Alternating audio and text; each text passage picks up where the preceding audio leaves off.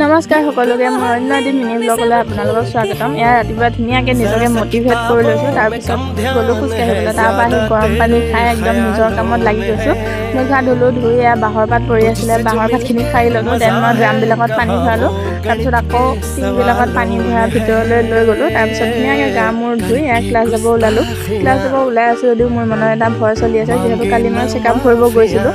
সেয়ে আজি ৰিপৰ্টটো দিয়াৰ কথা, কি ওলাই নাজানো। সেয়ে ৰাতিটো মোৰ টোপনি নাই। চ' এয়া ধুনীয়াকৈ ওলাই কৰি লৈ গ'লোঁ কলেজলৈ। আজি ধুনীয়া টপিক এটা পঢ়াইছিলে, মানে UTI, যিহেতু এতিয়া গৰমৰ দিন। চ' চবৰে UTI প্ৰব্লেম হয়, সেয়ে টপিকটো আজি ভাল লাগিল। দেন বৰচাই মই গ'লোঁ হস্পিটেল যাই ধুনীয়াকৈ মোৰ টিকটটো উলিয়াই লৈ এয়া মোৰ ৰিপৰ্টটো আনিব গ'লোঁ। দেন গম পালোঁ মোৰ ৰিপৰ্টটো নৰ্মেল আছে। চ' বহুত ভাল লাগিলে। এতিয়া দুজনীয়ে হস্পিটেলখন ঘূৰি ফুৰিছোঁ অলপ। দেন আহি দুজনীয়ে পৰঠা খালোঁ। তাৰপিছত এয়া ধুনীয়াকৈ ঘৰলৈ আহিলোঁ। ঘৰলৈ আহি আকৌ ভাটিবেলালৈ আমাৰ দুজনীয়ে কিবা এটা খাব মন গ'ল। চ' তাই আমাৰ ঘৰলৈ আহিলে। এতিয়া মোৰ ভিতৰত থকা একদম মাষ্টাৰ চেফ স্কিলখিনি তাইক প্ৰদৰ্শন কৰি আছোঁ। বহুত দিনৰ মূৰত আজি মানে মই মেগী বনাব লৈছোঁ। চ' এয়া মেগী বনালোঁ। মেগী বনাই ধুনীয়াকৈ দুইজনীয়ে লেকচাৰ দিলোঁ বহুত টাইম। দেন তাই গ'লগৈ। তাৰপাছত মই যিবিলাক ক্লাছত নোটছ লিখিছিলোঁ সেয়ে আকৌ বোলো ভালকৈ লিখোঁ, মানে ছবিবোৰ ভালকৈ আঁকা নাছিলোঁ। দেন এতিয়ালৈ bye bye, C you my next video'.